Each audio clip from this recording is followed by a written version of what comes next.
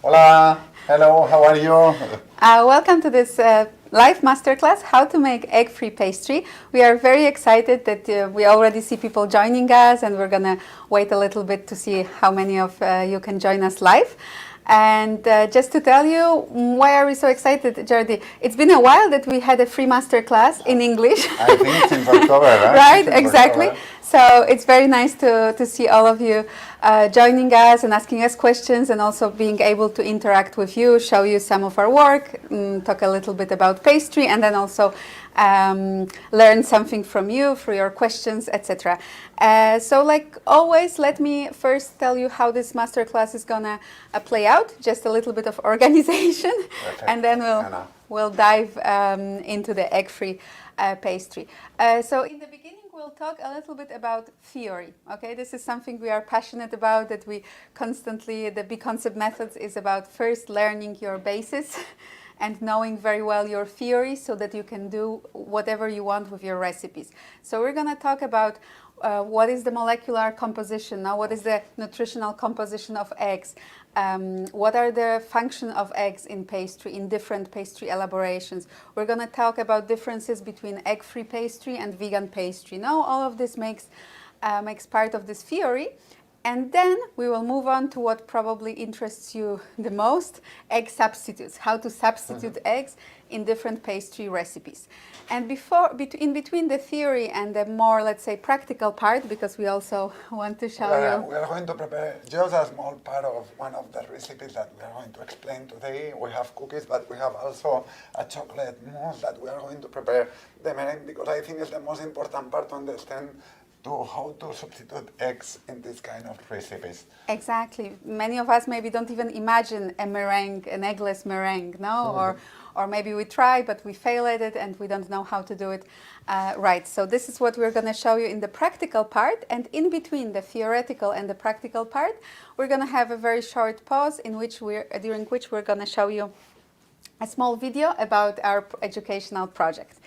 And then finish off the webinar both with the recipe, the little demonstration of egg-free meringue, but also with question and answer session, let's say. Because yesterday we did in Spanish and we had like 50 or 60 questions. Feel free to ask. We will try to ask everything, and just we will try to share all the information that we know that we can share in a small times.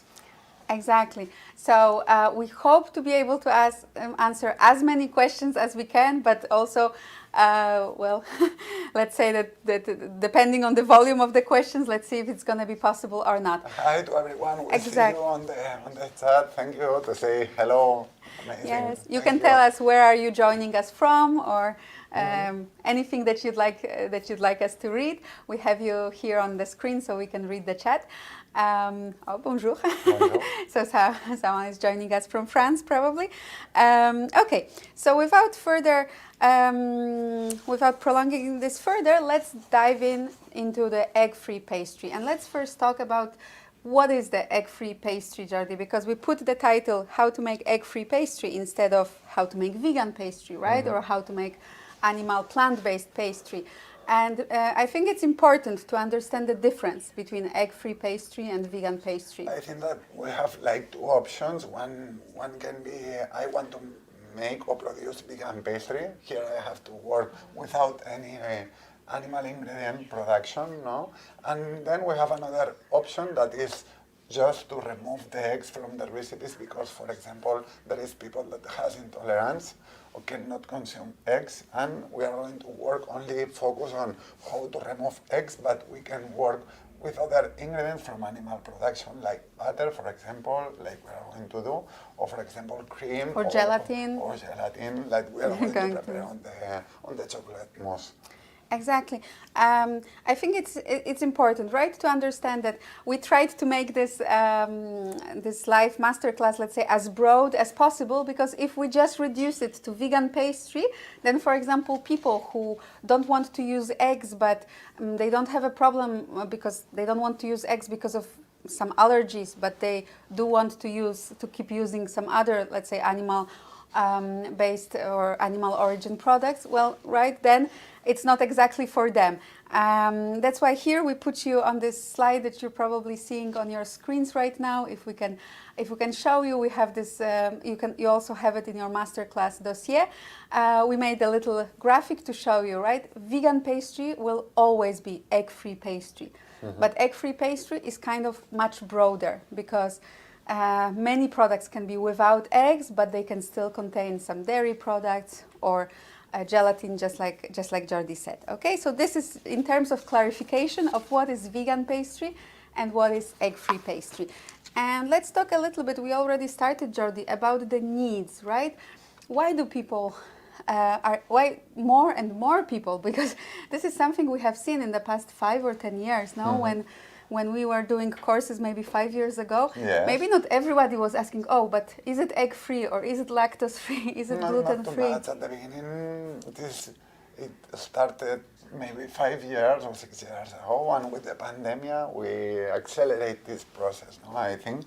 But at the beginning, was not like that. A little bit lactose-free, maybe gluten-free, but I think that in last 5 years, we had a revolution of this, exactly. And now we have to think that pastry is not the classic pastry that we know with the ingredients that we use in general, like butter, eggs, flour, and that's it. No, that we have to work in so many directions in order to cover the different needs or different markets, different necessities that we have from our customers. No, and egg is one necessity, can be one necessity that we have to cover in our products, in our pastry shops, hotels or restaurants.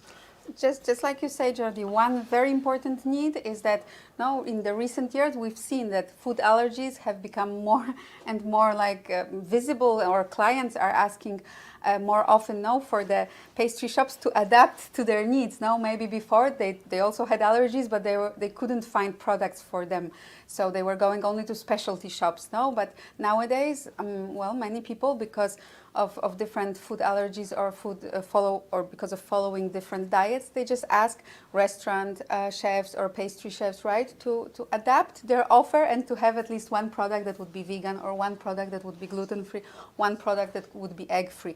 So this is something very important.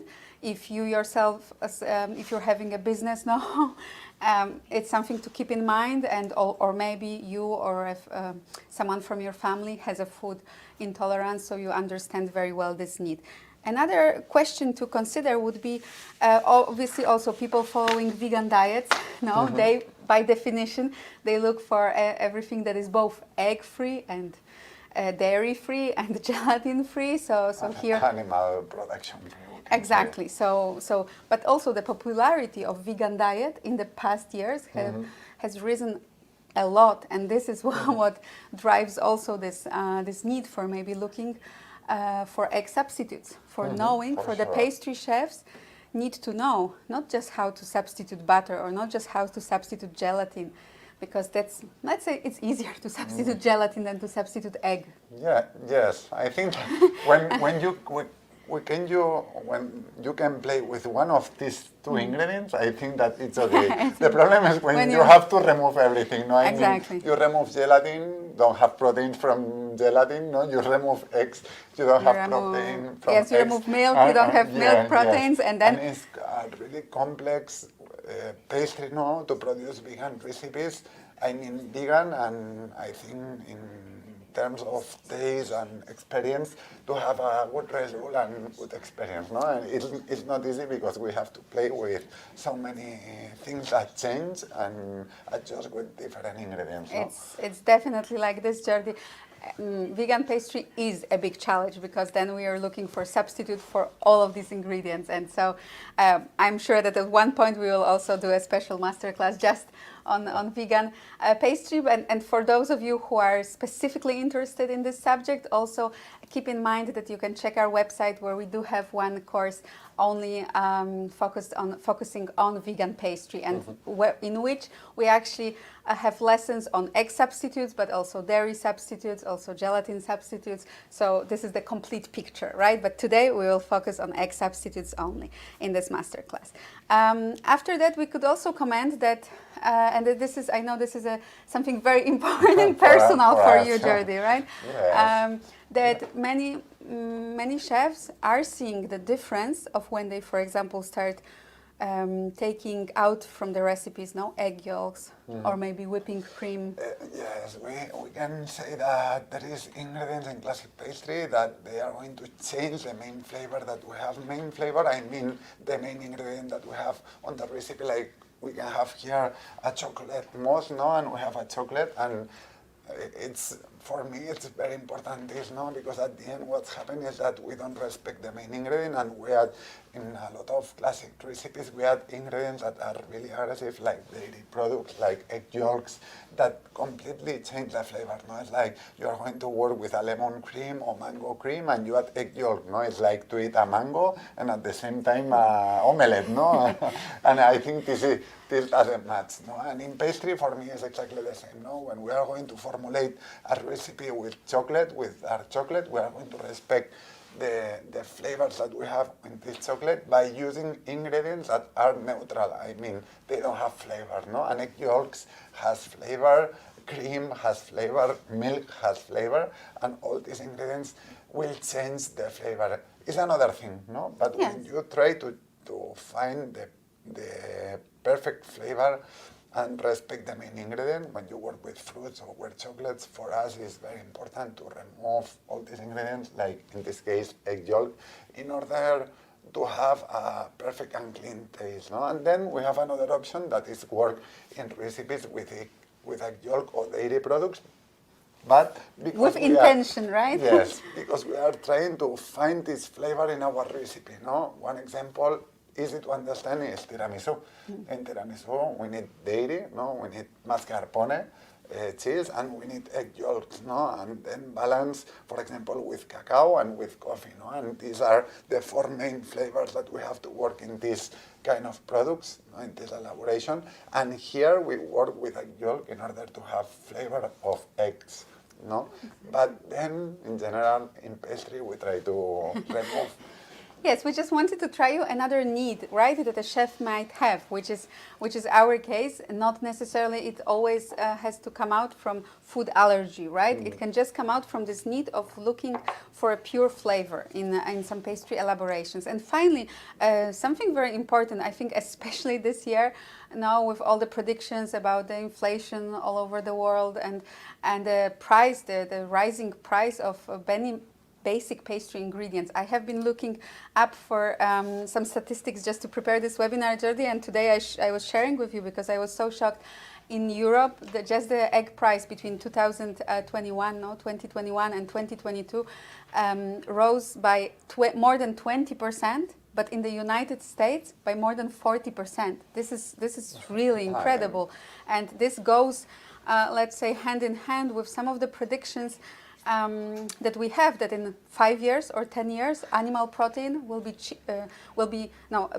plant-based proteins will be cheaper than animal protein. No, so this is also something to slowly, for the pastry chefs to slowly, let's say, acquire this knowledge about how to substitute animal proteins, just like eggs, for example, no, and slowly being able to manage the food cost of their products in a better way for the future. So this was the last point to comment, right? Why are many chefs all over the world right now looking for substituting eggs? And if you're interested, because that also interests us, you can tell us your own motivations, no, for signing up to this pastry class, pastry masterclass, and why are you looking to make egg-free recipes, right? Is it because of your diet, someone who has a food allergy among your clients, among your family? Whether you are concerned about the food costs of your elaborations, that's really interesting, and it will be very interesting for us to know. And after this short introduction to the topic, Jordi, let's move on and talk exactly. Eggs in pastry. But before, I just wanted to ask you this question, right? When we look at this, when the role of egg, why is egg so difficult to substitute? Because it's a very complex ingredient that we use in pastry that has so many works, we can say, in everything that we do. In a brioche dough, in a sablé, in a cake, in a mousse. in a It's creamy- omnipresent. It's almost Yes. in the traditional recipes, right? Any crémeux, Yes. any mousse is made on a base with crème anglaise, which has eggs. Even classic ganache for bonbon, I saw many years ago recipes that are done are prepared by eggs, no? And this is incredible, no? That means that to remove eggs from pastries, we have to understand perfectly what is the function of eggs, no in general, in its recipe, no? Like we are going to explain now, because it is, okay, important to understand the nutritional composition of eggs, but then we have to understand the role that plays eggs in each kind of recipe. It's not the same in a brioche, it's not the same in a ganache, for example, or in a crème anglaise. It will work completely different, no? That's absolutely true, Jordi. The first, let's say, slide that we want to share with you now talks about the general, all the roles of egg that egg can have in pastry. And I really like to show it because many people or many pastry students ask us, how do I substitute egg? No, but they are looking for one ingredient. I remember that yesterday they asked from us to have a table like how to substitute this ingredient on with other ingredient, no? And I explained it that we don't have the direct, we cannot say, okay, one to one. we are going to remove Yes. this and we are going to put another ingredient with this same percentage, no? Because it doesn't exist. We have to understand its type of texture or its pastry, and then when we understand what is the structure, we can work for replace eggs or other ingredients like gluten or butter or dairy products. I agree, Jordi, and I think the thing that we like to make our students understand first now when we in our B concept courses, it's like before substituting any ingredient, you really have to understand its molecular composition, but also you really have to understand its role in a recipe. So just by showing you this slide again about eggs and their different roles in recipes, right? You can see that eggs can fulfill a variety of roles, very important roles in recipe. We have everything we have from like 6. Exactly, we have 6 big blocks. Yes. Exactly. So they give structure to our cookies or cakes or meringue even, right? They have the gelling and thickening capacity. Why is crème anglaise or why is pastry cream, right? Like gelled, semi-gelled texture. Because of the egg proteins that coagulate with the effect of heat. We have emulsification, obviously. This is why For the egg yolk, we will explain later. Exactly, yes. For the content of lecithin in the egg yolks. So we can emulsify, make emulsions. Many pastry recipes are emulsions. Later, we have also creaminess. The egg yolk for the fat content and also for helping us create emulsions actually makes very creamy textures. No? So this is the interest we have in using eggs in many of our recipes for the pleasant mouthfeel. Later, we also have aeration. Obviously, a meringue, a traditional classic meringue, is made with egg whites. So any mousse base, right? It can be obviously whipped cream, but also very commonly a meringue. And finally, a binding agent. Now, egg is also used to bind together ingredients within different recipes, like for example cookies, today's example. So just seeing all of this, maybe you can better understand why it's not as easy as to give one-to-one substitution. We cannot say, oh, I will not use eggs, instead I will use this. It's true that nowadays on the market, it's very common that we find this vegan egg, or, right? But we did so many tests. Exactly. I think it's to say egg substitute, to say this, and it seems that you can use in all type of recipes. I think it's too big, no? Exactly, they fall short. It's like they don't deliver on the promise, because when I see egg substitute now on the packaging, I think, okay, I can make a mousse, I can make cookies, I can make cakes, I can make anything. And then, for example, this substitute only serves to make tortillas, if you know, Spanish omelets, no, or like regular omelet. So it's really a little misleading if someone promises you one ingredient that can replace egg in any recipe. It's very probable that in order to replace egg in a cake, you will have to look for 2 or 3 ingredients, okay? Because they have a multiple of roles within that recipe.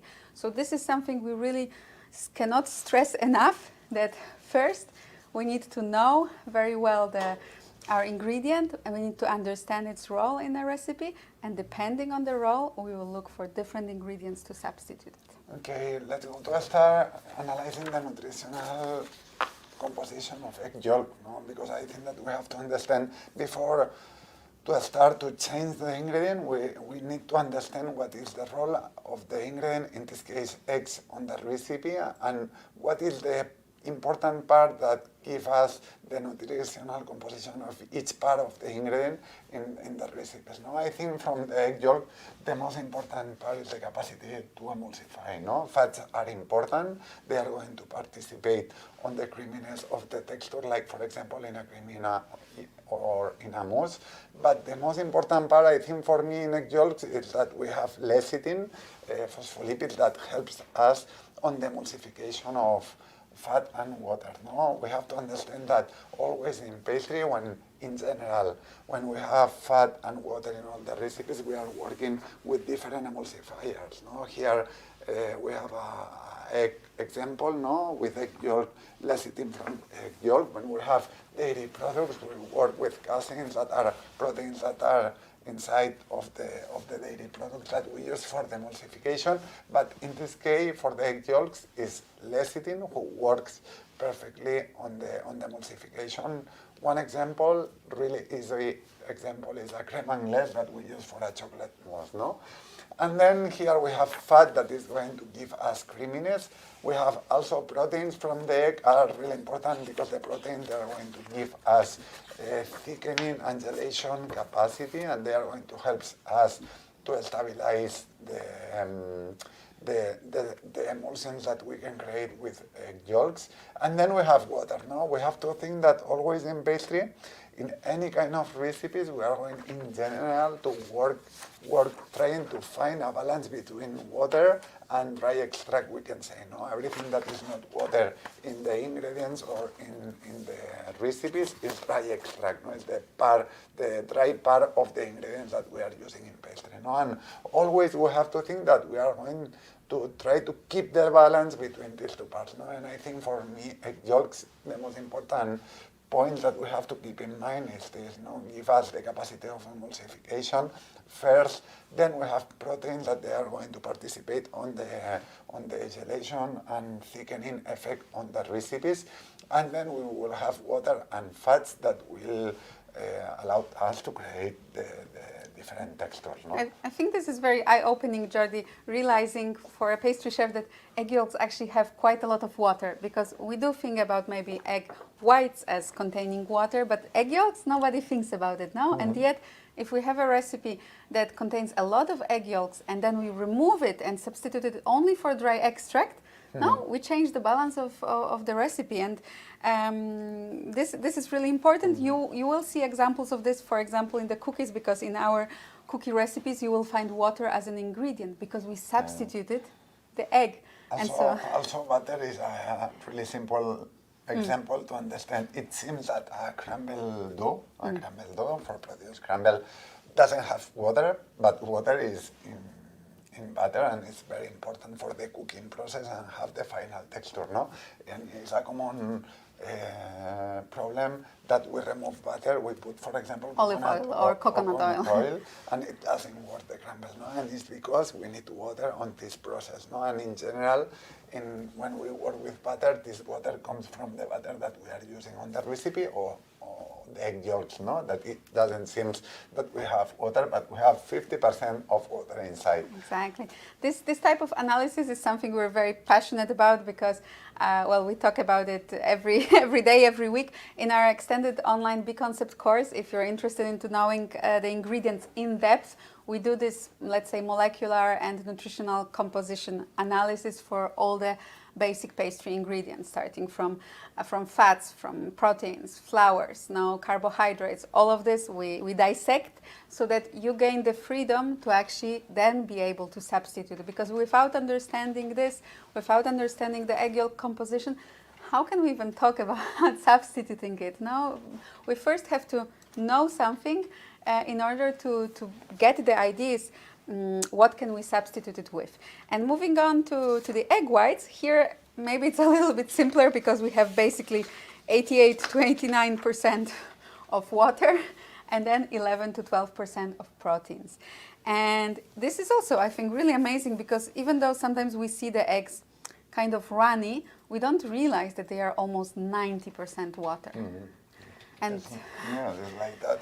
It's unbelievable that this ingredient contains so much water and has the capacity that has, that we can create a perfect meringue, with so quantity of water, and we have a amazing texture, sometimes, not always, because we can have in the other direction for sure, but yes, and how important is the protein in pastry? Exactly. We can say, here we can see an example that just this 11% of protein, or albumin, is very important, allows us to whip the egg whites and has a nice and fluffy texture, and without this protein it's not possible, the rest is just water. Exactly, and we even indicated for you that from all of the proteins, because we also don't think about it maybe working every day with egg whites. Egg whites actually contain 10 different types of proteins, and obviously the most known is of albumin. We know that this is the protein most responsible for making a beautiful 3D network that we later know as a meringue, but this is like approximately half of the egg whites proteins, so it's more or less 6% of the 11 or 12% of protein in the egg whites, right? So this is the most important proteins, but there are also other proteins that also have their function, and that's why it's so tricky when we try to substitute egg whites for any other plant-based protein, right? Because we really don't realize sometimes the complexity of the protein that an egg white has.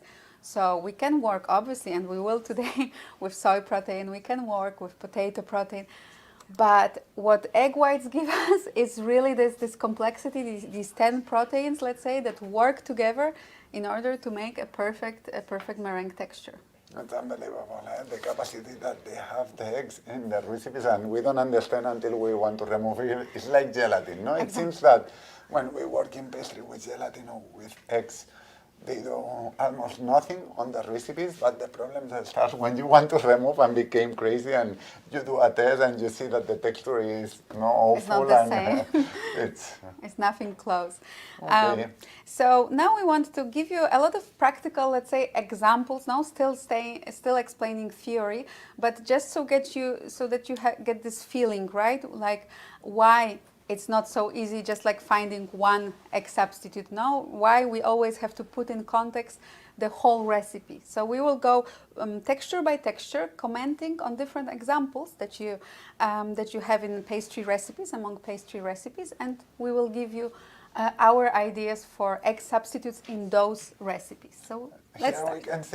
Here we can see a beautiful picture we are going to share with you of a cake of the vegan course. Yes, that was really interesting to develop this course because we analyzed perfectly how difficult was to change eggs and all the ingredients that we cannot use in vegan pastry, and I think the result was very beautiful, the picture, Yes, and here, if we speak about cakes and sponges, here we have to keep different things in mind. First, aeration. We need egg whites, for example, for the aeration capacity that give in a recipe. We can prepare a cake dough where sometimes we use sugar and egg whites or even eggs, full eggs, exactly, in order to whisk and add this aeration part in a cake dough. And to substitute the egg whites, we can say in a cake dough, we can use, for example, aquafaba, we can use soy protein, we can use baking powder. We have to understand a little bit the difference. With aquafaba, we'll work a little bit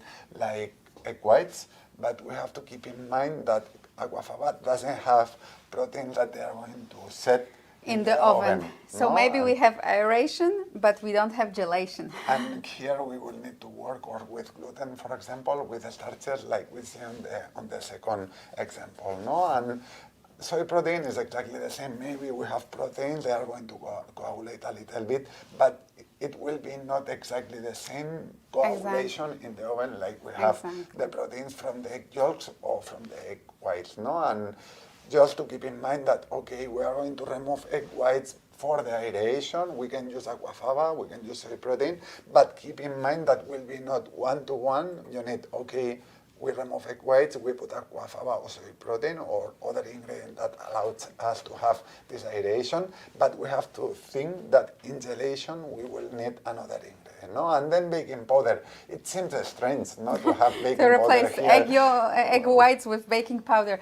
But it actually works, and we've seen it work, that for any of our vegan recipes, we really have to double, if before the recipe contained the baking powder, we have to basically double the dose of the baking powder. Why? Because it helps in the oven, right? It helps the dough to actually create those air bubbles inside. If naturally it would be very easy with the meringue, with the egg whites and the meringue, but because we don't have them, then we need something else to produce some air during the baking to get the same volume. Otherwise, our cakes, just our vegan cakes, even if we use soy protein or aquafaba, will be just like much more flat and denser, because they will lack the airy texture. I think in this kind of texture we have to work in team on this case, because even if we prepare a meringue, when we mix all the ingredients, because we have a lot of dry ingredients in a cake or a sponge, the meringue will lose a lot of volume, no? And I think that we have to work in team, I mean with aquafaba or with a meringue of soy protein or potato protein, but using also baking powder in order to have a more light texture on the cakes, no? And then the second technique is gelation, no? Really important, no? Because we need the eggs for the aeration, but also for the setting point of cakes and sponges. These proteins are really important in that direction, and here we can play with gluten. If we are working with gluten in our pastry, gluten proteins will work in that direction. We can use starches. We have like potato starch, we can corn have starch, starch, exactly. and we have one live that we did Yes. about explaining the starches. If you're interested in starches, there is a live masterclass on our YouTube channel. I'm sure you can find it, dedicated to starches and making gluten-free cakes as well. And then to help the gelation, we can see that we have cocoa mass, we have coconut oil. We have to think that always when we have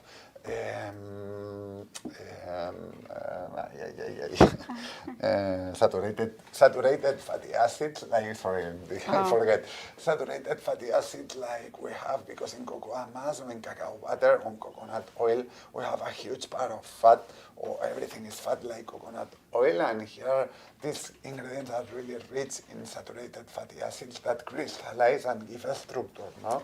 Exactly. It's a little, there is a difference between gelation and fat crystallization, but the effect is the same. It's stability. It means that the product is baked and set, no? That it doesn't crumble apart, or that it doesn't fall apart, that it's not, that's not too soft, no, that it actually has some good texture. So it is true that all of this, one by one, we are trying to show you that when we try to formulate a vegan recipe and we want to just remove the eggs, no, but maybe even some other products, no, we have to think.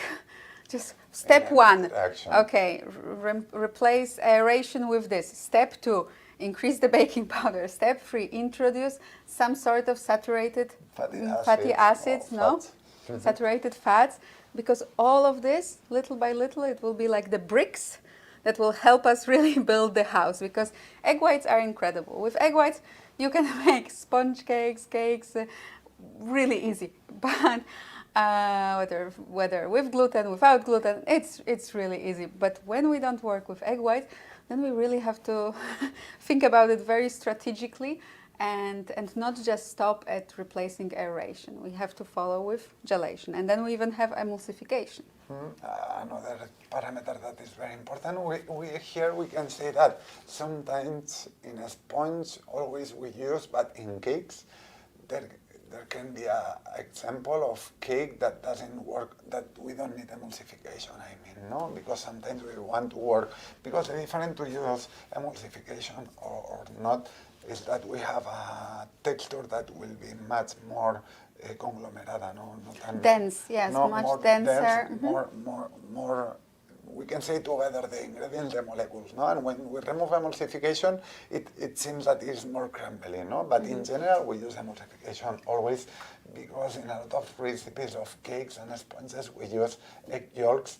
And we use egg yolks because we have lecithin inside, and we can change these egg yolks, for example, for lecithin or for citrus fiber, flax fiber, that are ingredients that has the capacity to emulsify. No, one example that comes to my mind now to explain the difference between a sponge that has emulsification or not is dagwas.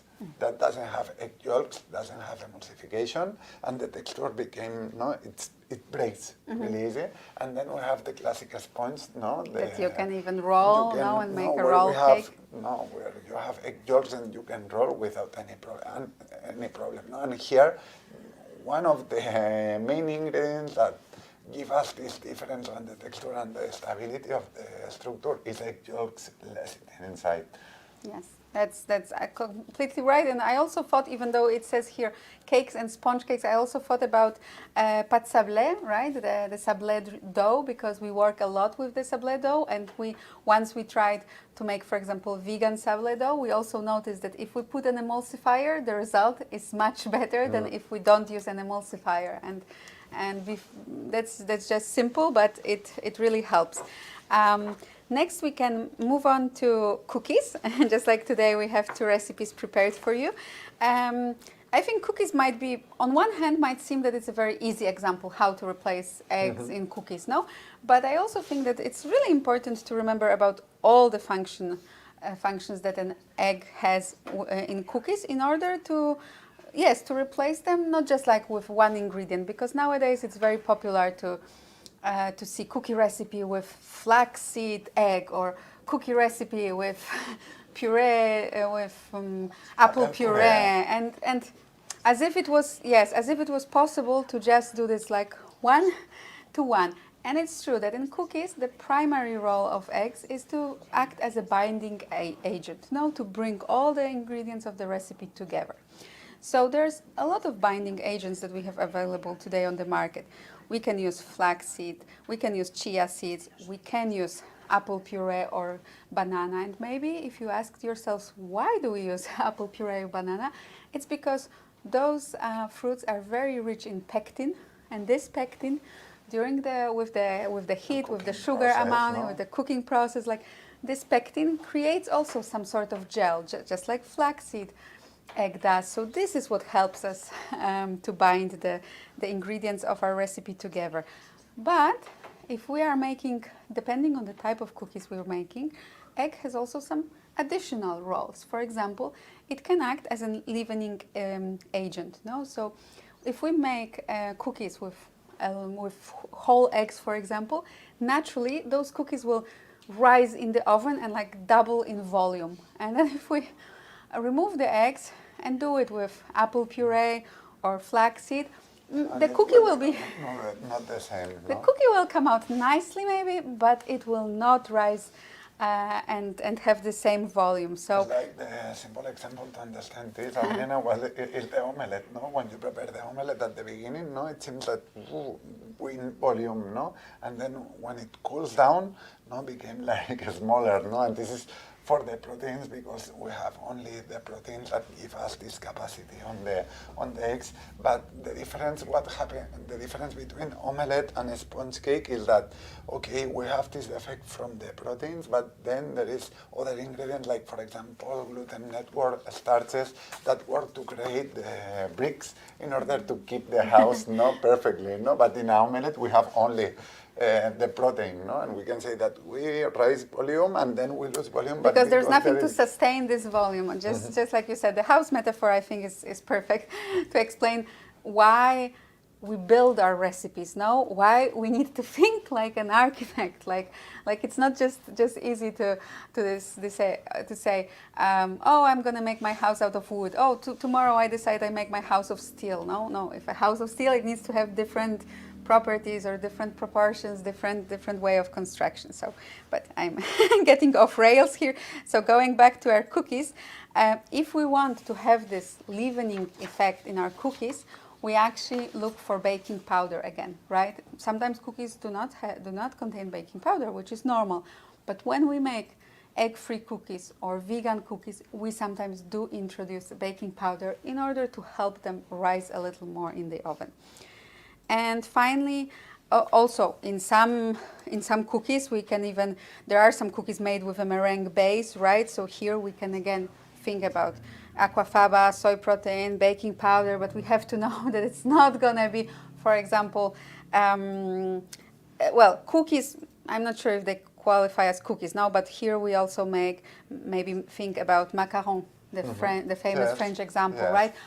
Probably the best for making macarons up to date is the potato protein, Yes. not aquafaba or not soy protein, but I'm sure in the nearest future there will be new plant-based proteins also apt for this. No, but this is an example of a cookie where aeration is also very important, and when we want to substitute it, well, we need to look for alternatives. And baking powder also, no, because when you have cookies and you add baking powder, there is a difference, no, because at the end, baking powder, what it's doing is to produce air, no, and it separates the different molecules that we have, and the texture became more brokeable or more. Yes, more it's crumbly. easier. Yes, it's not so Yes, dense and yes. hard, right? No, and this is a parameter it's softer. very important when we are going to produce a cookie like this one, no? Because if not, you have like a really brick. Yes, No? a real brick this time. Yes. So that's Okay. true. Let's go to move to the creamies and creams. No, for example, classic pastry cream or creamies like we can know in chocolate, no, in pastry. Exactly, creamies, creams, ganaches. No, just like you said, Jordi. Even though maybe it's not in every recipe, there are even bonbon ganache recipes that include egg yolks. No, and even though a classic ganache, let's say, would be a 3 or 4 ingredient recipe without egg yolks, but there are some pastry chefs who still use egg yolks in all of these recipes, and especially creamy recipes. Now the classic crémeux in French, like it's almost always made with a base of crème anglaise. We make creamies in a completely different way, something that you can see in our courses and also in many of the free courses we have online. But it was not just like easy now for you, Jordi, to decide, okay, I will make a creamy without egg yolks. I will just replace the crème anglaise with water. No, it doesn't work. No, we have to think always in techniques that are very important, and here we have like 2 main techniques that we have to use in creamies and this kind of textures that contains fat and water that we love very much in pastry, because always we are trying to work to have a perfect creaminess, no? And what technique that we use a lot is emulsification, emulsion capacity, and here we are using, when we use egg yolks, we are using lecithin, but we can replace this lecithin from the egg yolks, for example, soy lecithin or sunflower lecithin, or we can work also with another emulsifiers that are so interesting because are clean label, like for example citrus fiber that comes from the peel of the orange or citrus fruits in general, or flax fiber is another fiber that we Something that you see on the picture, actually. Yes. It's a creamy made Yes. with. Yes, this is the coffee and chocolate creamy made with flax fiber. Maybe you look at this creamy and you think, oh, it looks very like traditional ganache, no, piped or whipped ganache. And flax fiber has the capacity to stabilize emulsification and have a nice texture like we can see on the picture. Exactly. So this is important to know how to replace the emulsifying capacity of egg yolks in any creamy that you want to make. And also later we have this issue of gelation thickening, right? When we cook a crème anglaise, obviously we bring the eggs to the coagulation point where they are not completely set, because otherwise we end up with scrambled eggs, but where we have this thickening, like semi-gelation, semi-gelled texture. And obviously, if we just make the same recipe with substituting cooked, egg yolks or crème anglaise with powdered lecithin, what happens, Jordi? If we just do this and don't think about gelation and thickening, we have a very liquid texture. Mm-hmm. In general, yes, when we work with citrus fiber cuts water and gives us we can say thickening effect, no? But when we change for lecithin directly, we have a completely liquid emulsification, no? And it changes completely, no? We have to think always in teams, no, yes. teams. That's what we try to show you in the beginning, no? That anyone who promises you that there's one ingredient that replaces all the functions of egg, it's really for us hard to believe. Maybe in the future the research will go... Can be one ingredient, but this ingredient will be mixing of different ingredients. Yes, exactly, like of we 10 different explained, ingredients, because it's really, really difficult. So when we replace the emulsification capacity of egg yolks, we also need to think whether the egg yolks played another role, just like in gelling or in thickening of our cream. And if they did, then we have to go look for some gelling agents or some thickening agents here. Starches, gums, no, as gelling agents, anything, gelatin, pectin, agar-agar, whatever you want. And let's move on to the one of the most complex maybe, yes, or examples to, well, maybe the sponge cakes and mousses are the hardest. Mousses, we can say that we understand much better and we control much better than cakes, no? Here we have egg substitute for in mousses. And the first thing that we have to think that in mousses, in general, we have fat, we have water, and we need emulsification as a technique. And in general, we use egg yolks, or we use, for example, proteins from the dairy products in order to create this perfect emulsification. And when we want to replace the yolks on the recipes, we can work exactly the same direction. Lecithin, citrus fiber, flax fiber, other kinds of emulsifiers that create this stability that we need in order to have a perfect emulsion and perfect stability in order, for example, to freeze and thaw a texture and have a perfect result and not water that is leaking out of the mousses. That is a common mistake that we can have in a lot of recipes that are not well emulsified or they don't have enough techniques in order to have the perfect stability for this process, no? Then we have aeration. Always when we have a mousse, the difference between a creamy texture or a mousse is that we introduce air inside. The more classical way to introduce air in a recipe is to introduce, for example, Italian meringue or whipped cream or eggs that are whipped. But here what we explain is how to substitute the egg whites. No? Imagine that we have egg whites like Italian meringue, and here we can work by changing to aquafaba. We never tried to make Italian meringue with aquafaba.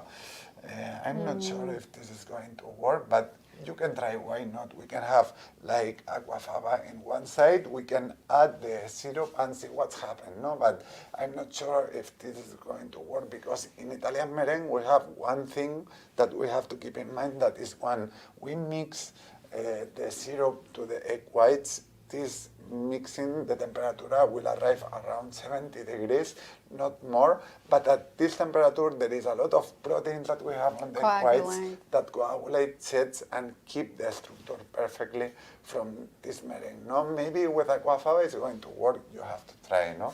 Then we have another protein, no, soy protein, that we can work as we are going to show now. No, it's one example of really simple meringue that we can prepare to substitute in almost the egg whites. And then we have the capacity to stabilize, no? To stabilize a recipe.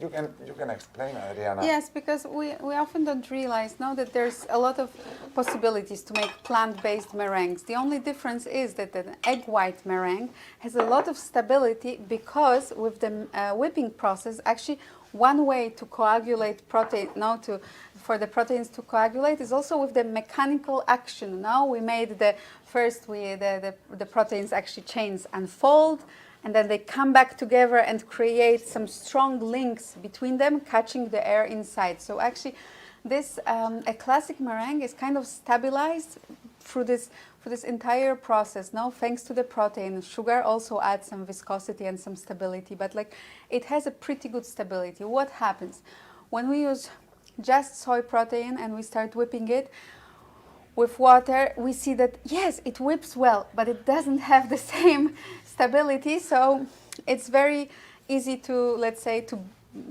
not destroy, but then we start adding, fruit puree or chocolate emulsion, and we see that the meringue is collapsing, unlike the egg white meringue. Why is it? Because they don't have the same stability. So that's why, in many cases, soy protein concentrates, for example, as they are sold, sometimes come with some additional xanthan gum, or we need to add it to a soy protein isolate, like you will see today, in order to have the same stability as an original classic egg white meringue would have.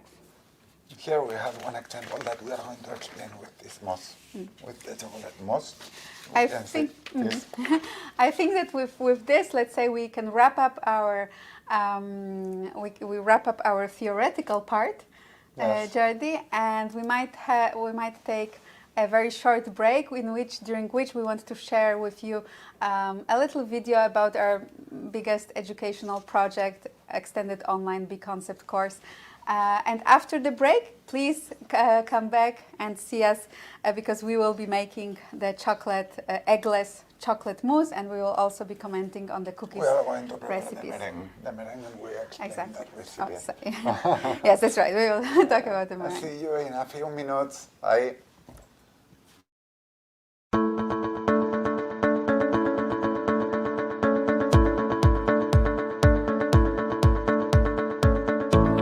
Hi, I'm Jordi Bordas, world pastry champion and the creator of the B-Concept method. Together with my team, I have created a unique online pastry course. Everything started when I was 14 years old, working in my parents' bakery. With time, I discovered that pastry was my language, my way to communicate and express myself. With a lot of training and experience under my belt, in 2011, I won the World Pastry Championship. This was a very special moment that became a turning point in my life. After becoming World Pastry Champion, I realized I wasn't free creating my recipes, and I started following a healthy lifestyle. But my recipes did not reflect that. I understood that the world has changed, but pastry remained the same. I started studying each recipe. I needed the freedom to create my recipes, and I needed a method. I spent a lot of time investigating ingredients and techniques, looking for answers to my questions. And this was the beginning of the B-Concept method, a method to create healthier, lighter, and tastier recipes from scratch. In 2015, I opened my pastry school in Viladecans, where we have taught the method to more than 1,000 students. In 2020, we opened our R&D center and created this unique online course. Now you can take this course. We introduce you to the online extended version of the B-Concept course. In this course, composed of 4 different parts, you will learn how to formulate and create your own pastry recipes. In the first part, you will learn everything about water, fats, proteins, and carbohydrates, the molecules that make up all our ingredients. Knowing their physicochemical and functional properties will give you the knowledge that you need to work with any pastry ingredient. Through the second part, you will be able to master emulsification, aeration, thickening, and gelation, 4 techniques that are essential for creating perfectly balanced pastry textures. In the third part, you will learn how to formulate recipes using the B-Concept method. We will show you over 30 practical cases and give you the keys to create healthier, lighter, and tastier recipes. In the last part, we will show you step by step how to execute a collection of pastry creations. We will give you many practical tips so you can apply them in your daily work. The course includes more than 40 hours of videos, a theory book of over 300 pages, and countless recipes. You will also be able to participate in forums and live webinars to solve all your doubts and interact with other students. You will put your knowledge to test with different assignments and self-evaluation tests, and by completing them, you will earn your training certificate. But don't worry, we will guide you and help you all along the way. If you love pastry and want to understand all the processes and reactions behind your recipes, this is the course you have been waiting for. It is a perfect course for any pastry chef wanting to share their values through their creations. Maybe you want to redesign and adapt your recipes so that they fit better your customers' needs. Or you need to balance your recipes, resolving any stability, texture, or taste issues. And if you are looking for a course to learn how to save time and resources, look no more. To take the course, you only need a device with internet connection, pen, paper, and a desire to learn. Throughout this course, we will give you all the tools that you need to become independent at creating your own pastry collection. Master the big concept method and tap into your infinite creative potential. You will be surprised at what you can achieve once you complete this course. Come and join us.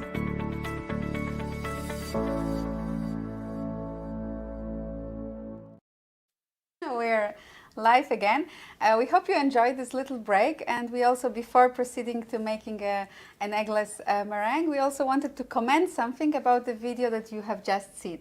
I think that we have just in a few minutes to explain why this course is so interesting. No? I think the most important thing for me, because we created this course, is for understand first what we do. No? It's something that a lot of pastry chefs, we work and produce recipes, and we don't know what we are doing. We don't understand the ingredients, we don't understand the process, we don't understand why we do in that direction.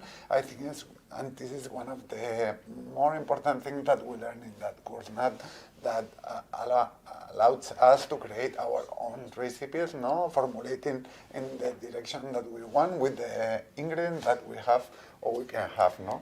That's right, Jordi. I think that today with this masterclass you are getting just a very, very little preview of how we explain ingredients in this course, because just like we said, the first module of the course focuses on molecules, not even ingredients. So first we really go down to those building blocks of our ingredients, right? And we explain the role of water, all the physical-chemical properties of water, the function of water in our recipes, now then fats, proteins, carbohydrates, among carbohydrates, sugars and starches. We explain to you the molecular composition, the physical-chemical properties and the functional properties of each of these molecules. Why? Because later, as you have just seen with the egg whites, all the basic pastry ingredients are just a mix of those molecules.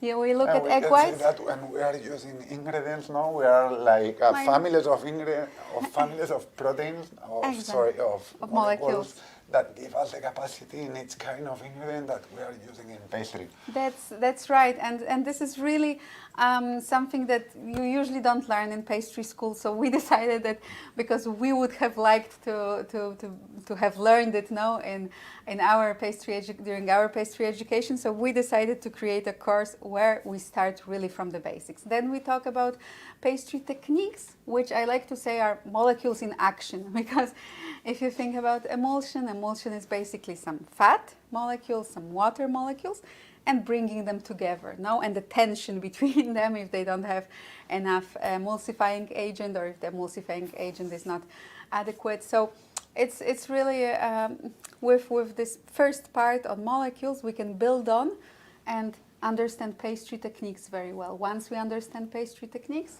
only then to the formulation, no, to the process of the concept, step by step, how to create the recipe, and then the formulation, no.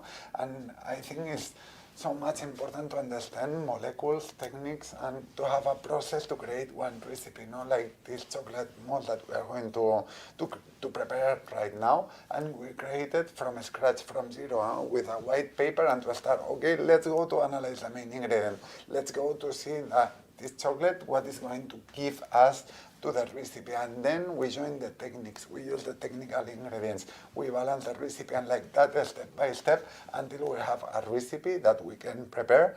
And for sure, always we need to do one or two or three tests in order to adjust the recipe. But it's not the case that we are like, I remember 10 years ago that, Making okay, 15 egg yolks, tests.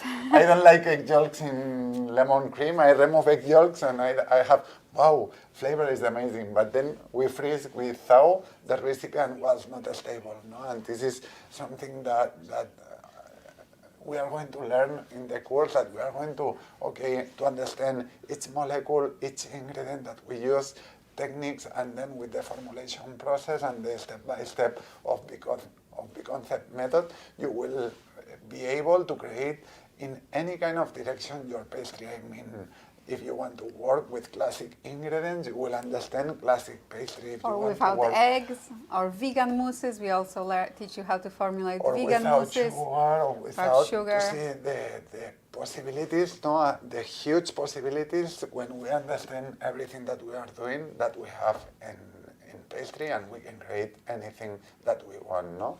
And that's it. I think that then we have 12 products in the course that we explain each recipe step by step, why we are using this ingredient and what is the function, the future?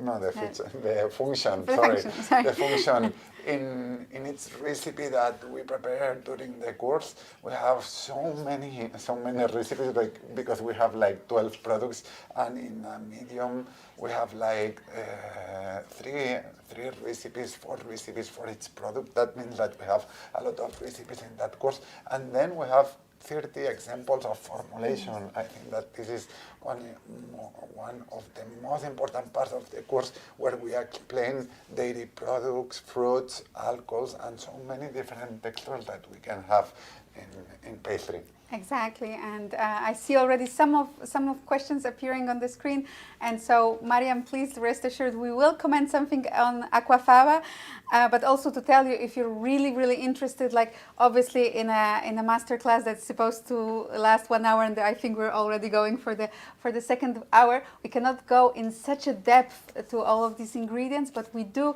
recommend that you also check our blog, that you check our educational offer, because both in the vegan course we teach you how to make recipes with aquafaba, and in our extended online course we formulate mousses from scratch with aquafaba. So depending on the depth of information that we're looking, we will Yes, definitely we will try to explain in a simple way. But if you're looking for something very much in depth, then we have to refer you to our courses. And yes, and the course ends with basically module 4, where you are making your where Jordi is making his key star creations, pastry creations from the past couple of years, and you are free to replicate them at home, or try to and there are so many of them, egg-free or soy-free or vegan or gluten-free or lactose-free. So it's really for people who are also looking for examples of recipes, of ready functioning recipes, no petit gâteaux or entremets that are, for example, apt for people with different food allergies. You have plenty of examples there. And just to finish this quick introduction of our extended course, the next edition to share with you, we want to share with you something that we're very excited about. The next edition starts in 2 weeks, basically, on the 13th of February, and we are so happy because it's going to be already the 12th edition of extended online B-Concept pastry course. So if you'd like to make part of this, of the students of the 12th edition, check our website. You find all the information, syllabus, course calendar there. You can also write to us, you can call us. If you have any doubts about the course content, we do also video calls with people who are interested, just in order to answer or resolve any of your doubts. So maybe, or hopefully, see some of you on February 13th among our students of the extended online B-Concept course. Let's go to explain now the egg-free 75 chocolate molds. We're going to share on the screen and we will explain one by one the function of the ingredients that we have in this chocolate mousse. And we are going to prepare just the meringue because I want to show you just how to prepare this meringue. That is the part that we have to substitute in that recipe. And here we have the first ingredient is gelatin mass. Gelatin mass is an ingredient that comes from mixing water and gelatin. 1 part of gelatin, 6 parts of water, gelatin in powder. And what we do in general is just to mix. Let hydrate during like 10 minutes, something like that minimum, and then we can just melt at 45 degrees and add to that recipe. This gelatin mass we can keep in the fridge like 3 days, for example, or we can freeze. Okay, freeze and defreeze and then use it. There is no problem. This ingredient is going to help us to set the water that we have in that recipe. As you can see here, we are working with water in order to respect the main ingredient, that is chocolate. For us, this is a point very important for this reason. We don't use the yolks here. We are working with less thickening powder in order to have this emulsification capacity, but keeping a clean taste of this chocolate. And then we have wort gum. Wort gum is another ingredient that we are using for substitute eggs, no? Because in general, in a chocolate mousse, we use crème anglaise, we can say, where we have proteins from the eggs and dairy products, and these proteins give us like a kind of viscosity, thickness, thickening effect on the recipe. And here we are changing this thickness, no, that we have in this recipe with wort gum. Wort gum is a fiber that absorbs water and gives this thickening effect on the water that we are using in that recipe. Then we have dark chocolate, is the main ingredient that we have in that recipe. This dark chocolate is going to give us on the recipe fat, because in dark chocolate we have cacao. Cacao is really rich in fat. We have fibers, we have proteins in cacao, and we have, for sure, we have sugar here in this dark chocolate, and this chocolate is going to give us on the recipe dry extract, sweetness, and also creaminess for the fat that we have inside.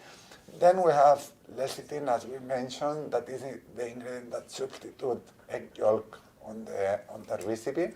And the second water is that water that we have here. We have water that we are going to mix with soy protein, sugar, and xanthan gum in order to have this meringue. And the first step will be mix water, xanthan gum, and soy protein, isolate 90%. Here we could comment on something that we already talked about before, if you remember, right? That if we were making this meringue with just egg whites, we wouldn't need the xanthan gum, right? We would just have the egg whites and the sugar. But if we replace the egg whites with water and the soy protein, we actually lack later, even if it whips well, it lacks the viscosity and the stability. So that's where xanthan gum comes in handy, but be careful. Check how little of xanthan gum now we use, and actually we already adjusted this recipe since yesterday now, because we were doing it first time, let's say, for the purpose of this webinar. And really, the xanthan gum is an ingredient that gives makes the viscosity go up very fast at very little amount. So you have to be careful not to put 1% of xanthan gum, just a very, very little amount. Here, if you calculate, I'm not sure how much would it be just in the meringue part. In the whole recipe, as you see, it's only 0.06%. And we can also change for wort gum.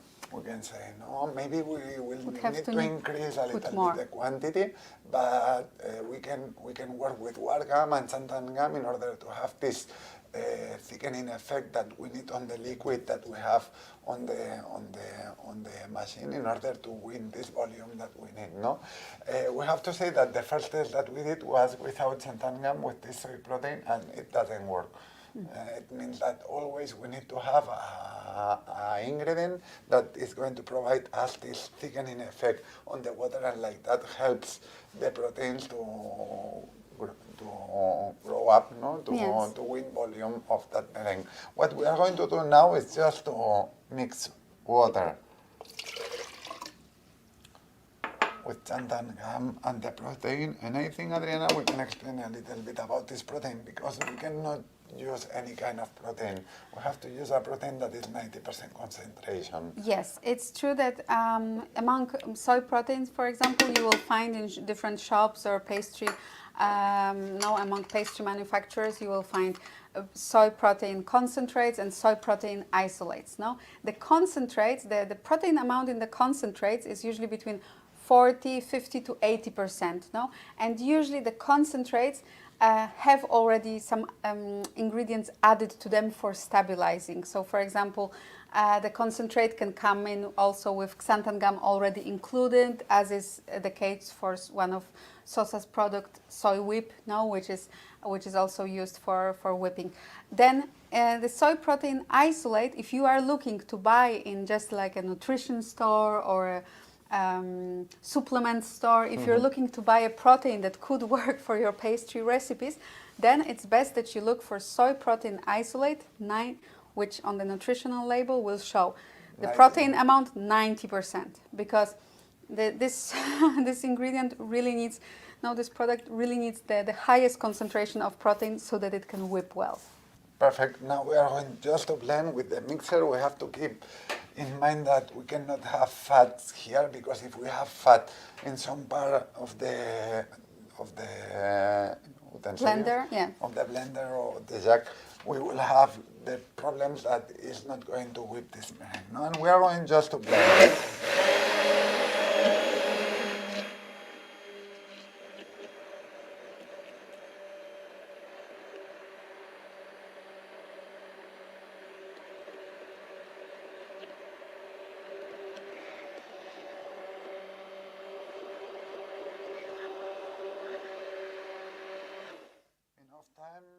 In order to check that we don't have lamb, I'm going to clean, because we have some small lambs, and we are going to blend another time, and then we are going to start to whisk approximately like 6 minutes, and then we will add sugar.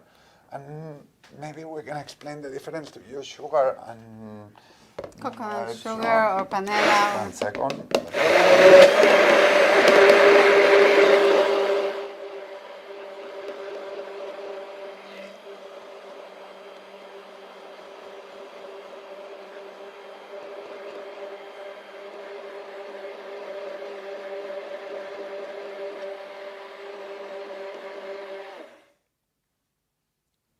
Perfect.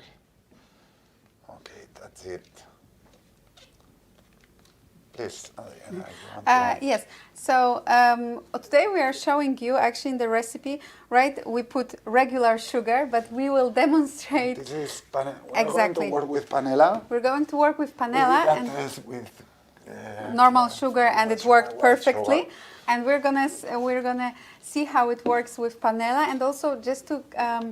something for you to keep in mind, whenever we change the sugar, whether we change for coconut sugar, panela or muscovado sugar, we sometimes can see some problems with our meringue. For example, the meringue is whipping beautifully now, like we have our water and soy protein and they're whipping very well.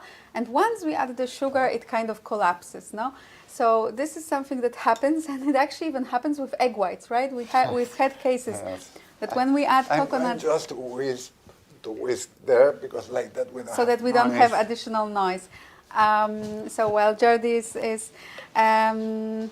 whipping the soy protein, I'll just continue with this explanation on coconut sugar. So when we add coconut sugar, even just regular egg whites, whipped egg whites, depending on the brand, sometimes we've seen with one brand it works perfectly, with another brand the meringue collapses. And we've had to find ways to fix this problem. So with regular eggs, we discovered that just adding a little bit of powdered albumin, so like reinforcing the protein content of the meringue, was a good solution, no? But we also tried this, or we saw this with, for example, with soy protein, no? That the coconut sugar also influences the soy protein.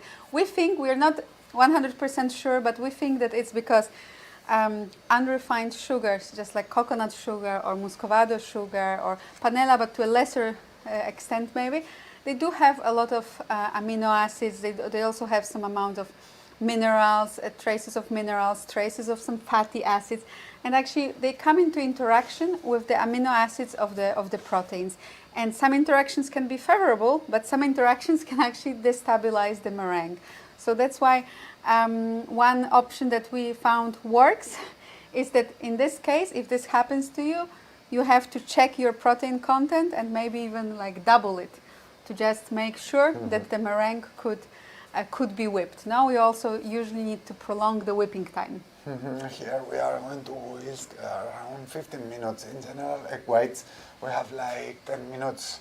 The whisking process, the total whisking process is like 10 minutes, and here we arrive until 15 minutes, and sometimes with aquafaba we can arrive until 20 in order to have the same or similar volume. Okay, I think that we can move with the other recipes that we Just have to comment, share. exactly. Yes. While the soy protein is whisking, we will comment on the egg-free peanut butter cookies as well as vegan peanut butter cookies. We did like 2 extra recipes for you just to show you this difference also.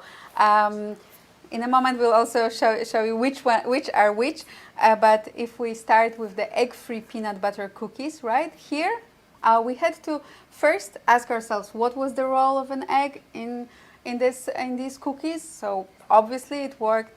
Egg works as a binding agent.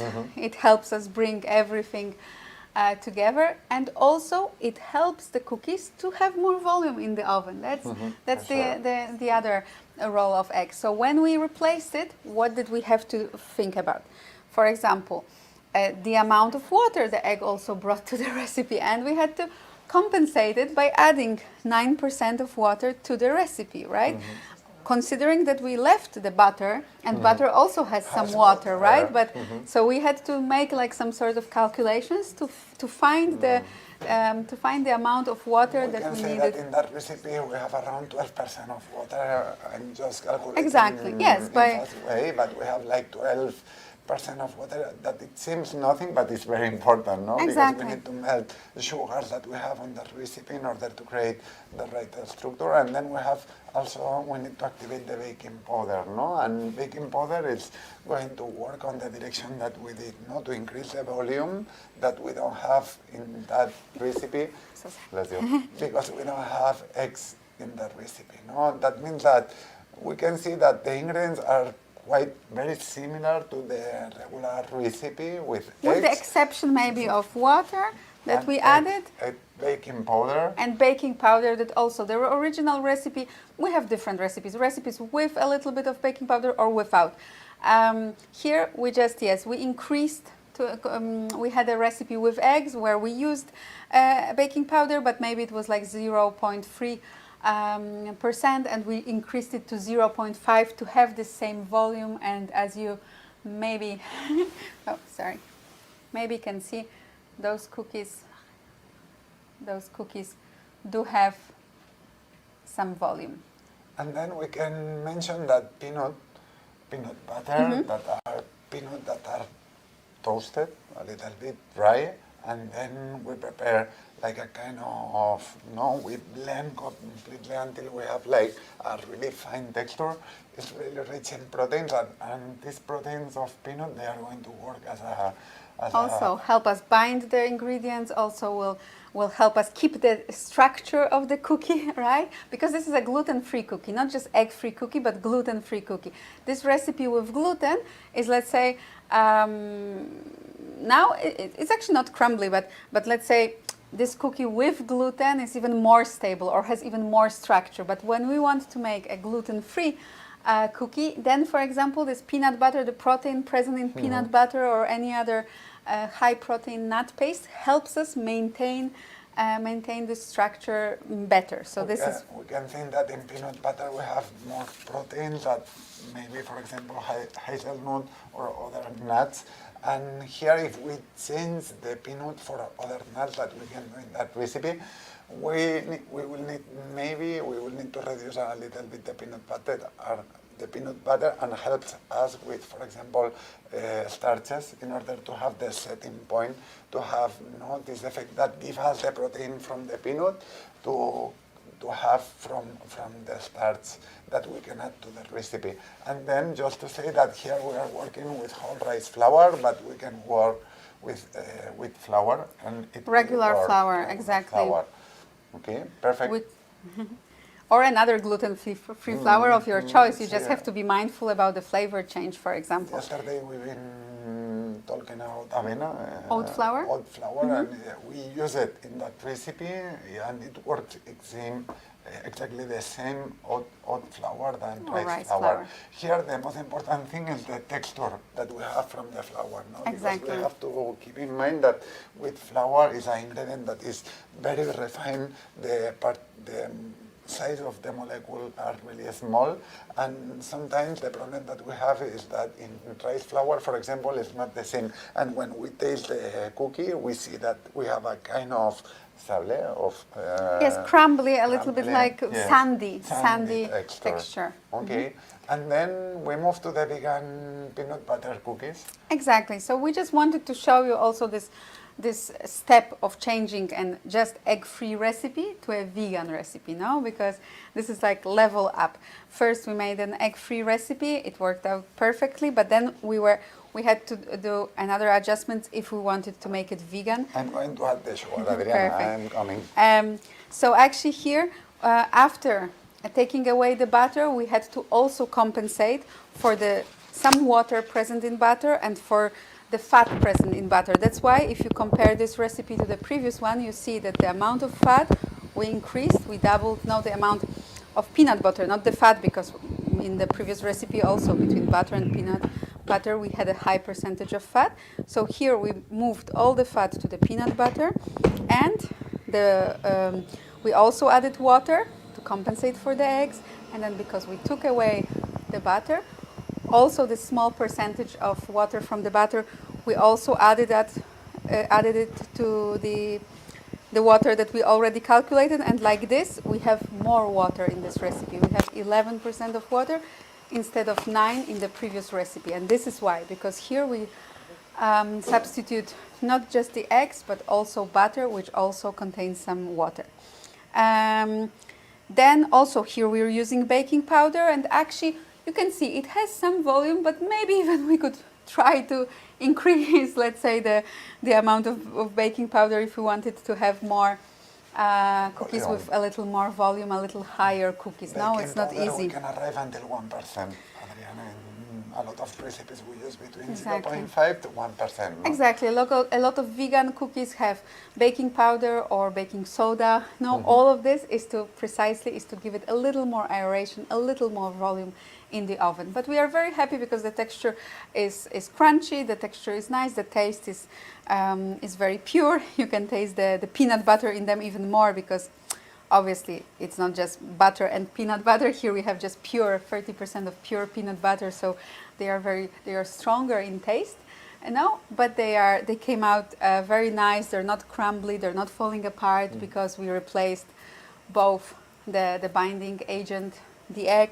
We also replaced the butter and made this a vegan version. I'm not sure if you explained it, Adriana, but we can say that here in these two recipes we have not too much sugar. We have no, I didn't talk about sugar. We Yes, have around 15% of sugar. That is not too much. And what we did was to reduce on the formulation, reduce the sugar in order to have a healthier cookie. No, because we have something common, that there is a lot of cookies that we can find in the market that there is a lot of sugar, and sugar is very important because it gives us the crunchy texture, and we can say that we can reduce, but we have to be careful to keep a small quantity of sugar in order to keep this crunchy texture that we need. No? And we did different tests, and we arrived to the conclusion that with 15% of sugar, if you have a well-balanced recipe, you can have pleasure, crunchiness, sweetness, but not a high product or with a lot of sugar, no? exactly, because you see, obviously we can make those cookies even more crunchy or even more, let's say, stable, because it's true that if we keep them outside, no, not protected, like, they will start losing their crunchiness. If we put 30% of sugar in them, we wouldn't have that problem, no? But what we were interested in was reaching this this percentage of sugar that gives us a nice sweet sensation, but without really making those cookies overly sweet and overly filled with sugar.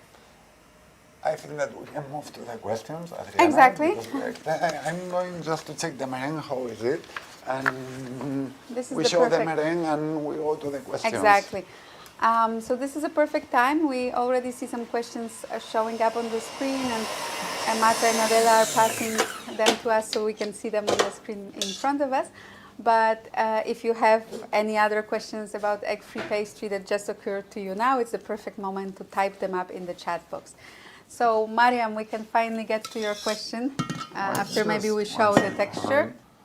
We can see that so, a perfect and stable meringue. And in general, what we do is to prepare the emulsification part of that recipe, the chocolate mousse, and then just we mix both preparations, and that's it, and we have a perfect chocolate mousse. Okay. So, going back to the question part, Mariam, we can get to the aquafaba question at last. We do use aquafaba sometimes as a substitute for the soy protein as well. With aquafaba, and you were asking us how to obtain aquafaba, and actually we were asking even about at which ratio cook the legumes or the chickpeas with water. I have to tell you one thing. We personally, when we work with liquid aquafaba, we just buy garbanzo, chickpeas. Sorry for the Spanish language.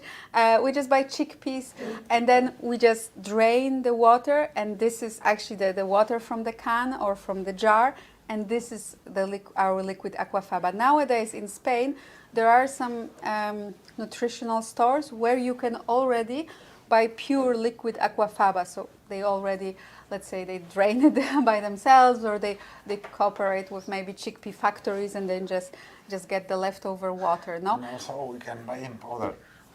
Exactly. Maybe. It's not very easily accessible now, and in not every country. But for example, in Poland, I tell from my own examples, I was shocked because I walked into a small Carrefour and I found packets of 30 grams of aquafaba, powdered aquafaba, that were available there, and I was really shocked because in Spain it's impossible to find yet. So depending on the country, it might be different. And as far as the ratio goes, I would advise you, you can cook on a 1 ratio of legumes to 2 ratios of water, and then even after you cook them very well, you have to check for the viscosity of this liquid, because just on keeping it on the stove, you can, and I know this is a technique, actually one of our dear friends, Fabi, she told me that in some culinary schools, they make this reduction of this water left from cooking. Because so at the end we concentrate.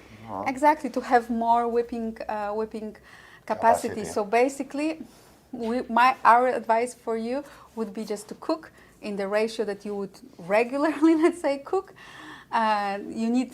You need some water for them, obviously, to cook, to double in volume, to swell up, and then use this water. Check if it whips, and if it doesn't whip, reduce the liquid until you start seeing some good whipping capacity. I hope that helps. I'm sorry I don't have a more concrete answer. Thank you, Florencia, because Florencia was helping us to answer the question. Okay, let's move to the next question. ¿Podéis bajarlas, por favor? Vale, lo hago yo. No. Okay. How can we substitute the taste and flavor in recipes? Okay, just sorry. Thank you. Do we need to reduce the aquafaba to a certain quantity of obtain inflow? No. I think this was... Yes, I think we kind of answered it. It's not... Then you have to think about the quantity that you want to use in the recipe, no? Because, for example, just to answer you, in this recipe you saw us using 12% of water with soy protein. When we work with egg whites, we use 12% of egg whites. When we work with aquafaba, liquid aquafaba, we use 20% of liquid aquafaba. So 12% within are 100% of our recipe. So everything would depend on your recipe. If you're just making a meringue recipe, that quantity will be different. No, if you're making a mousse recipe, that quantity will be different. The exact quantities now and understanding the relation between the quantities and percentage is something quite complex that we teach when we teach formulating your own recipes. No, but I would just tell you that if you have a traditional recipe with maybe a certain amount of egg whites, you can try for that quantity. Next question was, Mariko, how can we substitute the taste and flavor in recipes? No, I think I can imagine egg yolks. Exactly. No? That's what I was thinking when I saw the question that probably you were referring, because this question popped out when Jordi was talking about the flavor distortion. So how can we replace the egg? I don't have no idea, because what happened at the end is that we don't work in that direction. I mean, when I don't want to work with egg in a recipe, egg yolks, for example, what we do is to push the main ingredients that we have on that recipe. I mean, if we work with chocolate, we push chocolate. If we work with fruits, we work with fruits and we increase the quantity of fruits on the recipes, no? But I never work it in order to substitute the egg yolk in a recipe. I think that for a people that is vegan, they don't like to have eggy or dairy taste. It's my case, no? Since maybe 25 years, I don't consume dairy products, no? And there was a day that for me was able to don't drink milk because it was like, wow, what is this now, no? And I think that for the people that is vegan, to substitute the egg yolk taste, for me it doesn't mean too much sense, no? But yeah, it doesn't make sense to you, Jordi. But I was thinking about one thing, though, that obviously we could also get into flavor molecules and all of this. We know a chef who is publishing a lot of books on it, and then maybe you can see, oh, what has a similar flavor molecules to egg yolks, and maybe you can go on this crazy hunt of flavor molecules. But a simpler, let's say, solution for me that would never be the same, because it's like, how do you substitute butter flavor? You cannot substitute butter flavor. It's people are making vegan butter with a soy milk, and they add certain they add acid so that the soy milk to capture the acidity of butter, and then they add other ingredients. But still, does it taste like butter? Does it have the flavor of the butter when you put the things in the oven? No, because it's a really unique flavor. So I think in the short answer would be, you cannot really replicate the flavor of egg yolks, but you can replicate some attributes of this flavor. For example, the creaminess or the fatty sensation, which is part of the flavor, you can replicate by mixing different fats. No, for example, coconut oil, deodorized. Sorry, in English is so complicated. Coconut oil, in order to have the crystallization. I have one idea. For example, in a pastry cream, if I'm going to remove egg yolks and I want to keep a little bit the same or similar direction, what I'm going to work is, first I'm going to add a natural coloring in order to have, from the aspect, something really similar. And then I'm going to work, for example, with vanilla in order to have a flavor that is characteristic from the classic pastry cream. Or, for example, in Spain, we use cinnamon and lemon peels. No? And I will push a little bit these flavors in order to have these flavors, but I'm not going to work in order to try to replace exactly egg yolks for egg yolks flavor in a recipe. Maybe in the market we can have flavor of egg yolks. Exactly, for sure you can buy aromas, no? or egg yolk aroma, but are you interested in using, aromas in your pastry? That's another question that is maybe a little bit in line with our next question from Le Petit Carré. Jordi, I think that's a question for you. It's a very deep question. As a professional baker with the ethics around natural ingredients, no chemicals or additives, we could already here we could enter the debate: what is natural, no, and what is no chemicals or no additives. Is it reconcilable with the use of substitutes? No, and which ones can be safely used? Yes, I think that this is a very complex, good and complex question. No? For me, at the end, I think we have the same philosophy, is that more close to the nature comes the ingredients, more natural they are. No? It's not always like that, but we can think like that. No? And then there is another thing for me very important, is to understand perfectly the composition that we have.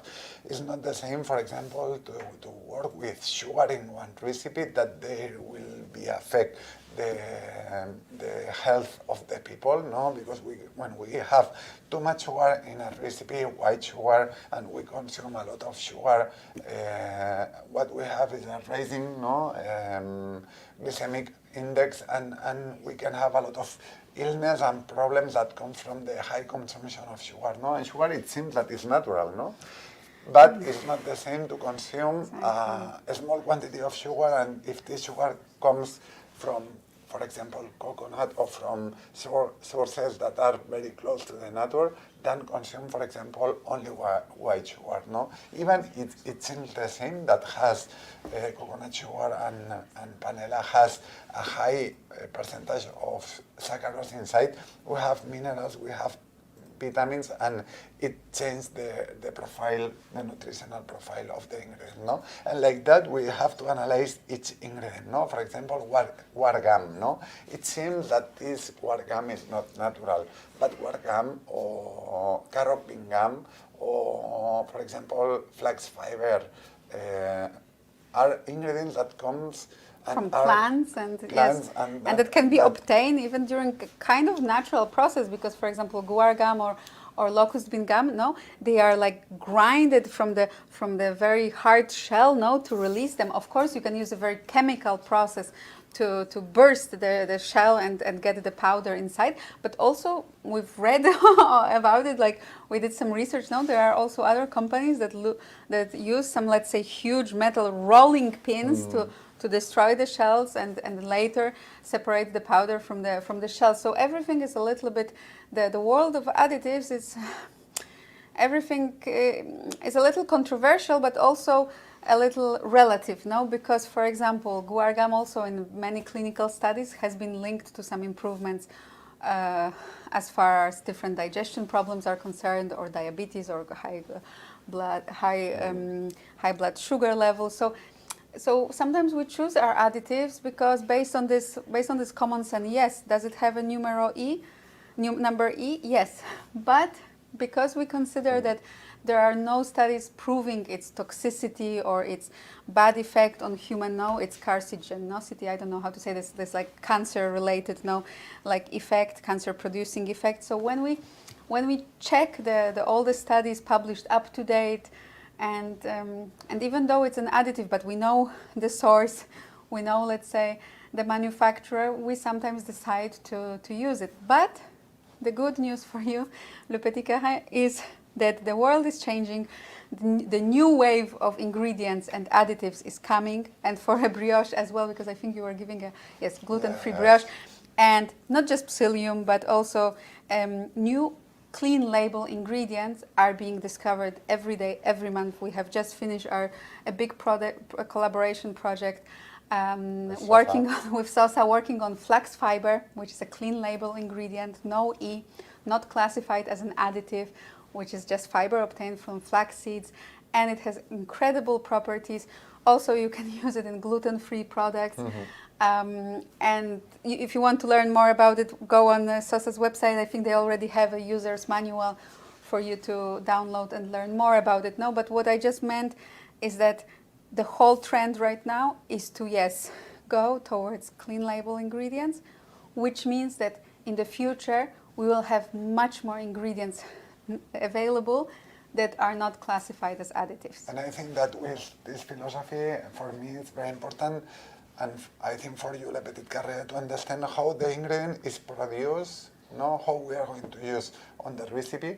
And for me, it's very important to understand what will be the impact of this recipe on the health of the people, because we cannot be thinking in natural ingredients and then use, for example, white sugar as a natural ingredient. For me, it's less natural and health ingredient sugar than, for example, wargam, no? And for this reason, we have like to understand these 3 points in order to work in this philosophy, but on the same level in each part that is important, no? How we transform the ingredients, how we use in pastry, and then what is the impact of this product on the health of the people. The gourmet workshop, hi, it's possible to replace wargam, santan gum with Arabic gum. As far as I know, Jordi, Arabic gum is the equivalent of what we call acacia gum. Acacia gum. And acacia gum, contrary to guar gum and xanthan gum, does not bring any viscosity. Although, also, we are not working with acacia gum, but we did a lot of trials, and the one, let's say, type that we obtained really had no viscosity. It was an interesting fiber addition to recipes, but it had no viscosity. But I know that acacia gum can be obtained from like 2 different species of trees, and maybe depending on the type, maybe there is some acacia gum or Arabic gum with some viscosity, but if it doesn't bring you viscosity, you cannot substitute guar gum or xanthan gum. You can substitute guar gum or xanthan gum with flax fiber. That's what we... As an option, you have wargam, santan gum, and locust bean gum, tara gum. Tara gum also, yes, that can work in that direction. Okay, we move to the next question, Antoinette. Can we add vegan butter instead? For sure we can add vegan butter instead. But without any I have problem. just one question. Also, it depends whether it's obviously you can add vegan butter, but maybe if you buy different brands of vegan butters and you check the same recipe, you will get a different result. Why? Because we actually, when we were doing tests for the vegan course, I remember like we bought some of the store-bought vegan butters just to check their composition. And there are vegan butters with 40% of water, and maybe there are vegan butters with 20% of water. So, and there are vegan butters with a lot of thickeners, also xanthan gum stabilizers in them, so they might actually better the texture of the cake, but they might also make it maybe more dense or less dense. So everything also depends on the vegan butter that you're working with. You can also make your homemade vegan butter. In our vegan course, we do teach you to do this, but there's also plenty of options now available. So in principle, yes. But if you check one vegan butter and then you buy another brand and do the same recipe and the result is different, then you should check for the composition to understand. Thank you for the answer, Le Petit Carré. Thank you for your answer. No, we are totally agree. Thank you so much, and also a warm hi to Devi, who we know very well, who also commented on the meringue texture. Thank you, Devi. And Mariam was going back to the aquafaba. How concentrated should it be? Just think, it should have the same consistency than the drained chickpeas from the can. So. Something that is like egg whites. Egg whites. Yes. Basically, a consistency, yes, of egg whites. Something similar, yes. We move to another question, Angel. We can replace gelatin to agar-agar for some amount, and also we use same water quantity if we use agar. I suppose he was referring to this. I think yes. If we change gelatin mass, we can move to a pectin, can be one option. We have to work with, we can work with a pectin, and another option is to work with agar-agar, but agar-agar needs to work in team, for example, with the starch, for example, cornstarch, in order to have like the stability that we need for freeze. If you don't need to freeze, you can move to agar-agar, just agar-agar. There is no problem. But at the moment that you need to freeze and thaw the recipe, you will need to reinforce the structure by working with a starch. That means that you remove gelatin mass in the recipe, and you will have like more or less 3% of 2-3% of cornstarch, and then you will need, I think, 0.1% of agar-agar maximum. You have to make a test and try, and the process will be a little bit different. You have to bring the starch and agar-agar with water until boiling point, and then finish the recipe like we explained on the second part of the process of the recipe. Then Daniela is asking, and already thank you because you're also responding to your own questions. Is there any other 90% isolated plant protein? There's many plant proteins, but many of them also, for example, 90% rice protein does not have the whipping capacity. So it's very, Nariko correctly answered you. There's potato protein, which doesn't even have to be 90%. It doesn't have to be potato protein isolate from what I gather, but the potato protein that you can buy in specialized pastry, let's say pastry stores, does whip very well. And these are the two plant-based proteins that we are working with so far. We haven't discovered, but for sure there are many other ingredients and products to come in the plant-based vegan world. So keep checking, keep looking, and you can, if you don't want to work with this protein, you can work with aquafaba also. For sure. Mohamed, I'm so excited to try this idea with macarons. Oh. You tell us how it goes, because the macarons is something that we get a lot of questions about. But because I think in the website from Sosa Company there is one video with soy one protein, recipe soy protein. I'm not sure if potato or soy protein. I'm not sure, but you can go to the Sosa website company and see, because they have a recipe, and I tasted these macarons and they are quite nice. Yeah. Oh, the question of Yulia, if we want to replace soy, potato protein or aquafaba, do we need to find a plant protein with similar chemical characteristics? What are they? Now, what are the main characteristics? Yulia, this is a question for 1 hour of explaining to you what is the soy protein buildup, because these are chains. Let's say soy protein is not one protein, just like egg whites are not one protein. Soy protein is probably 5 to 6 to 7 different proteins extracted from soy.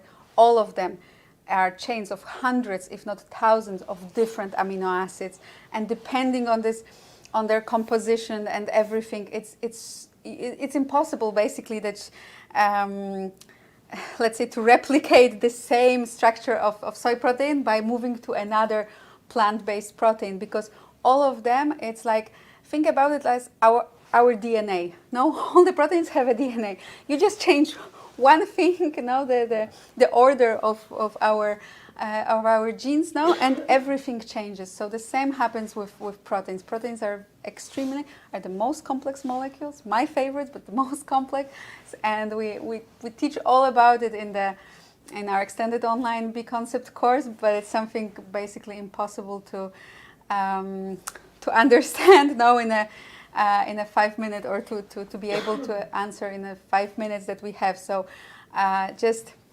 it would be better if you ask, if you want to replace soy protein or potato protein or aquafaba, you have to just ask the manufacturers, like, does it have whipping property? It's better than that if you need to compare the amino acids compositions, because this would really be complicated.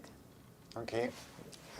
Can with the egg-free 75 chocolate mousse be frozen? Yes, for sure. You can freeze and defreeze.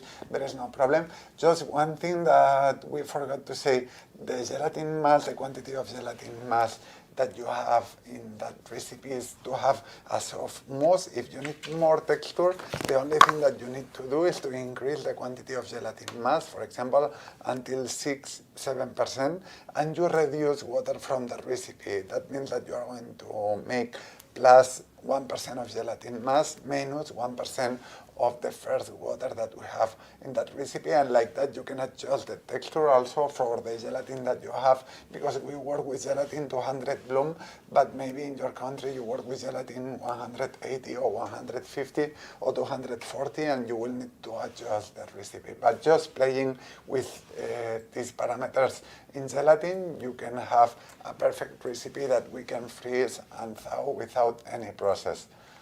Okay? I think we arrived. Yes, I also saw that Nariko was still answering. Yes, Daniela, and thank you so much for engaging and answering in between yourselves as well. Thank you all so much for joining us. We hope you enjoyed this live pastry masterclass. And if you're interested in learning more, please do check our website. We do have an extensive course offer there, and just like we told you, our next edition of our best and longest course, where we put absolutely everything that we cannot explain today because we would run out of time, is in our extended online Big Concept pastry course. So and also for those of you who are always asking us now about some more information, also check our blog. There's plenty of articles there.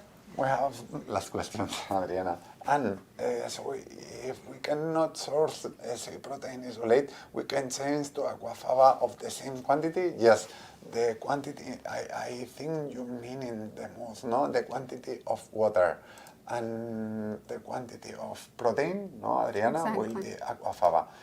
Will be like, we have 12% of water and we have 0.8% of soy protein. This 12.8% will be aquafaba, and then we will have sugar.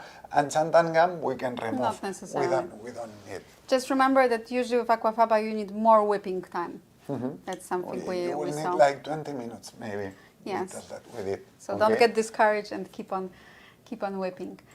Thank you so much to all of you. We hope to see you again, whether in any of our online courses or another live masterclass. Or We really in the next presential courses, because next Also- March we are going to start another Also- time. We are so happy for this because since I think 2 years and a half or something the like last that. course was just before the Yes. lockdown, so in probably February, March 2020. So yes, Even- it's been even 3 years. 3 3 years, Jordi. And we will start another time to make on-site courses. You can check all the information in our website.